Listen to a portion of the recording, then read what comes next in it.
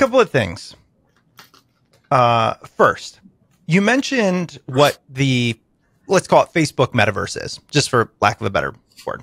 Yep. And that reminded me a little bit of the move from pre-web to web 1. And the reason is because it was like saying, let's take what exists in the real world and put it online. And I love that. Is that fair? Totally. Okay. 100%. So cool. I like it. It's just helping my understanding.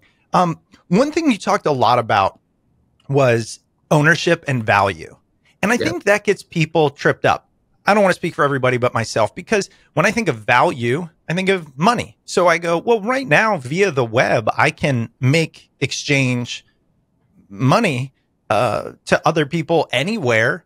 And so what's the difference between the ability to maybe buy something virtually, or let's say I put up something online, a newsletter, right? You can buy it from me. So we're transacting and I own it. So I don't quite understand the difference. Yeah, that's a great question. So the key part is that the transactions are peer-to-peer and don't involve an intermediary and are hard to censor. So what the web is fundamentally is a protocol that allows individuals to move information peer-to-peer. Right, so you don't have to use the AT&T telephone network or the U.S. Postal Service or whatever. I'm just the way in which we used to move information. Now there was a way to move it peer to peer. Until Bitcoin came along, there was not a way for individuals to move value peer to peer over the web. Instead, they had to rely on intermediaries, and those intermediaries included banks and brokers and credit card companies and transfer agents and blah blah blah, like all these financial third parties that sit in the center. Right. And those third parties existed to perform really important roles. 3 things in particular that intermediaries do. The first is they establish the identity of parties in a transaction. Then they create trust. They act as a trusted intermediary. And then they perform what's called business logic. So clearing, settling, record keeping, contracting, etc. And for doing that, they get compensated, and some would argue overcompensated for the role that they do. They also have some very big limitations. Now, I've described the problem of platforms, which is that they undermine our privacy and they capture all the value of people creating online. But when it comes to financial intermediaries specifically, they also exclude big parts of the population that don't have access to a bank account. They add friction and cost to transactions. For moving money overseas, it can take weeks to transfer funds and cost, on average 5 to 10%. And that is problematic because it is a tax on users, and it's also something that keeps people out of the financial system.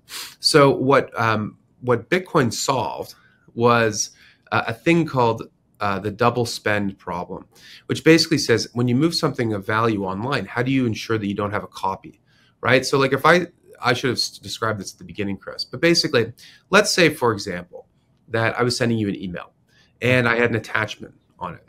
Now you received that email and that attachment. That's great.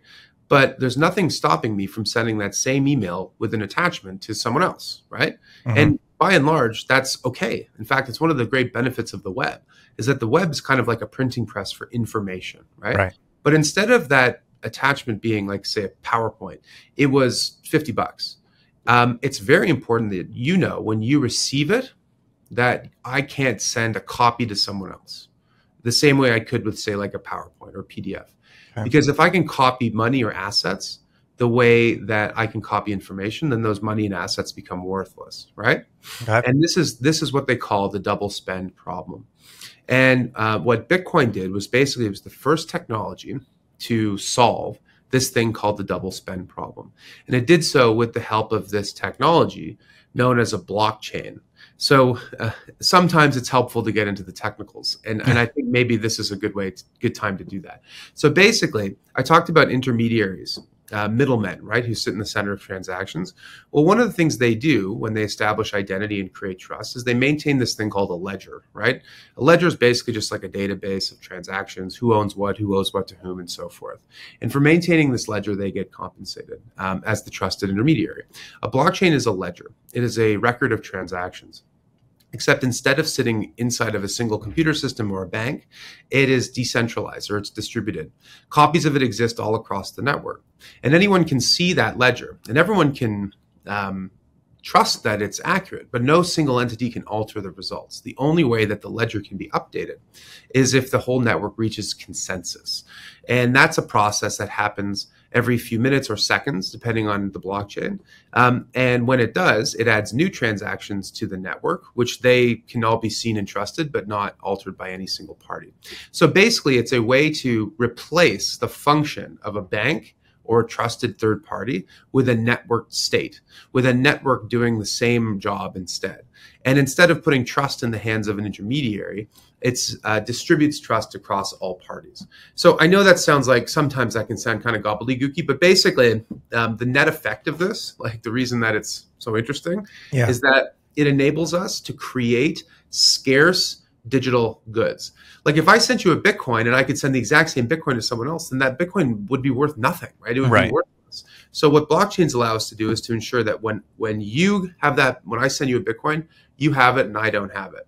Now, what's so fascinating about blockchains is that Bitcoin just happened to be the first use case, like the first killer app for this technology. Yeah. But actually, blockchains can be programmed to represent anything of value. So that's where you hear about content and all the rest of it. So basically, blockchains can be a way to represent value in Bitcoin or US dollars or shares of companies or collectibles or pieces of art or IP that creators have made online, or even votes in an election, as I described earlier. Because a vote is kind of like a transaction. When you vote, it's important that your vote is cast and counted for the person you voted for, that it can't be cast again, and that it remains private, but that you can also verify it after the fact. All of those things are true of transactions as well as of votes. So what blockchains enable us to do is to create a value layer for the web, an asset layer for the web, that is going to, in my view, be transformational for business, but also for culture and so many other things too. So I hope I didn't go down too much of a rabbit hole there, because I think sometimes it's helpful to just dig in a little on the specifics. Well, and I think if you're listening, there's kind of two mindsets. One, it's like one, I want to know the generalities, but the other is, if I buy into kind of what you're saying, that this is going to be a major part of our life, which I think most people do, is just at what point, right? Then I should probably start to understand it. Not just, hey, I know what Bitcoin is, but understand the layers below that. Most people who listen to the show want to know that. So I think that's helpful.